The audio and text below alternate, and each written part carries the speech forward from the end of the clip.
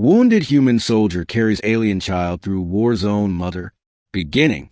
The battlefield smelled of burning ozone and coppery blood. Smoke billowed up from collapsed starships, their hulls twisted and scorched under the relentless bombardment that had lasted for days.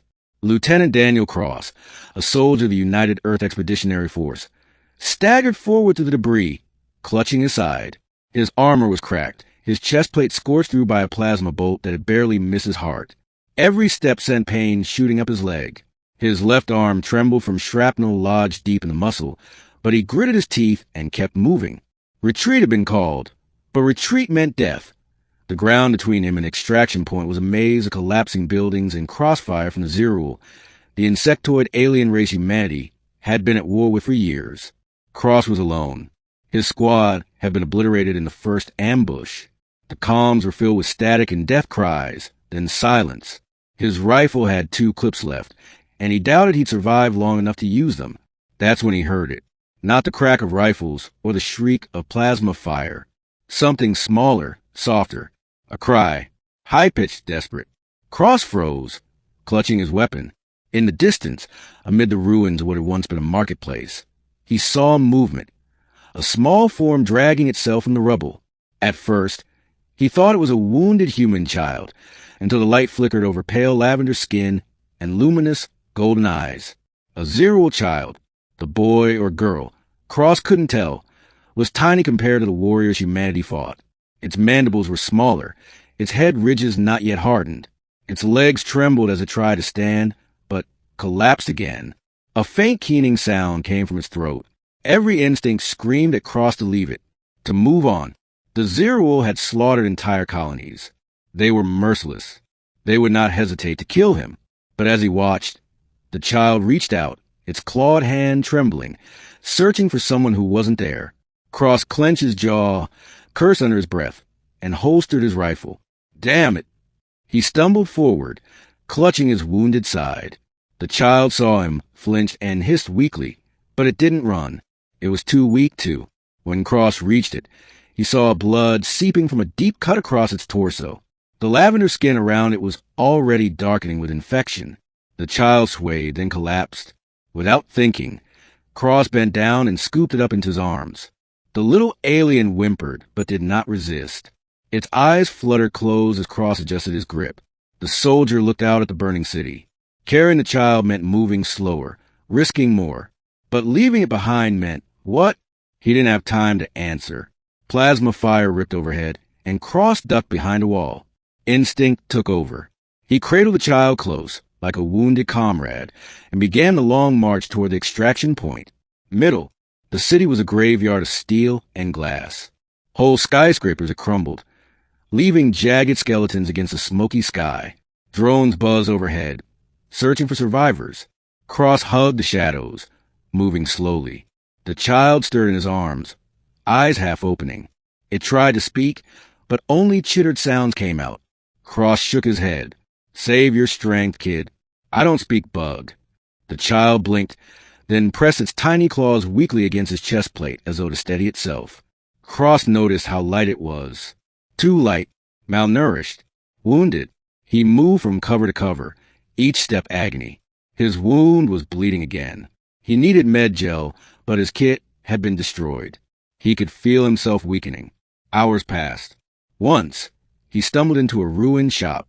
The shelves were toppled, glass shattered. The child whimpered in his arms.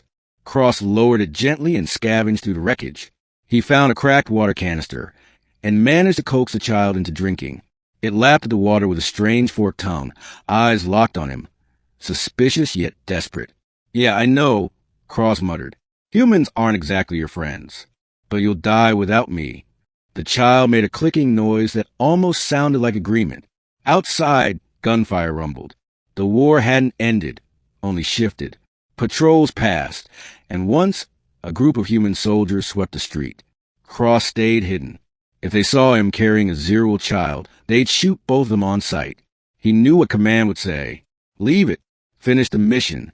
Don't waste resources on the enemy. But Cross had lost too many already.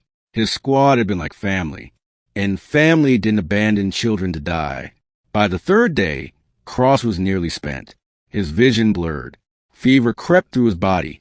The wound in his side was festering. He leaned against a crumbled pillar, cradling the child, when it did something unexpected. It touched his wound. Its claws were gentle, its golden eyes focused. A low hum came from his throat, vibrating against his chest. For a moment, warmth spread through his body, dulling the pain. His fever lessened, if only slightly. Cross stared. "You can heal." The child slumped exhausted, but the wound hurt less than before. Cross shook his head in disbelief. "You're full of surprises, kid." That night, he dreamed of home, Earth's forest, his mother's voice, the laughter of his little sister. When he awoke, the child was curled against him, as though trusting him completely. The journey, the extraction point, was still miles away. Between them lay open ground and a war still raging. Cross carried the child on his back now, arms hooked around his neck. Each step was torture, but the little alien's humming seemed to dull the worst of it. They crossed fields of ash where tanks lay smoldering. They crawled through collapsed tunnels where the dead, both human and Zero, lay side by side. Cross felt the child tighten its grip whenever they passed fallen Zero. "Mother," it whispered once, voice weak but clear. Cross froze. The word echoed in his mind. "Mother." He knelt, turning his head toward it. "Your mother's out here?" The child's golden eyes brimmed with tears. It nodded. Cross swallowed hard. If the mother was alive, she would likely be a Zero warrior, one of the towering insectoid beasts humanity feared most. She would kill him on sight. But looking at the child, he couldn't shake the thought of his own sister, lost years ago in an early raid. "All right," he said softly. "We'll find her." Climax. They reached the extraction point at dawn on the 5th day. A scorched landing zone where Earth transports were lifting survivors. Soldiers were gathered, weapons ready. Cross felt relief wash over him, until he realized what he was carrying. The child. If he brought it into camp, they'd execute it instantly. Worse, they'd brand him a traitor. The child whimpered, sensing his hesitation. Then, from the far side of the ruins, came a shriek. Loud, guttural, shaking the ground. Cross turned. Emerging from the smoke was a massive Zero Queen warrior, her chitinous body gleaming, her forearms brandishing weapons that could tear him in half. The child squirmed, crying out, "Mother!" The Queen's gaze locked on him. For a moment, Cross froze. He was a dead man. But then, the Queen didn't attack.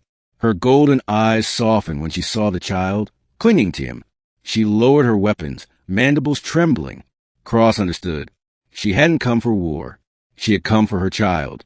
His comrades at the extraction point raised their rifles, shouting. Cross staggered into the open, holding the child high. "Stand down," he roared. His voice was ragged but carried authority. "She's not here to fight. She just wants her kid." The other soldiers hesitated, confused. The Queen screeched, but did not advance. The child reached out toward her, tears streaking its lavender cheeks. Cross met the Queen's gaze. Slowly, painfully, he knelt and set the child down. It limped toward her, and she swept it into her massive arms, cradling it against her chest.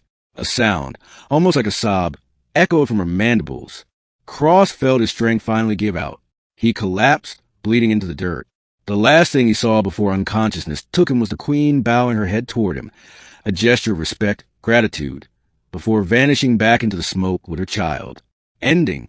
Cross awoke days later, in a field hospital, aboard an Earth cruiser. His wounds had been treated. A superior officer stood beside his bed, arms crossed. "You risked everything for the enemy," the officer said coldly. "Why?" Cross stared at the ceiling, then turned his head. "Because it wasn't the enemy.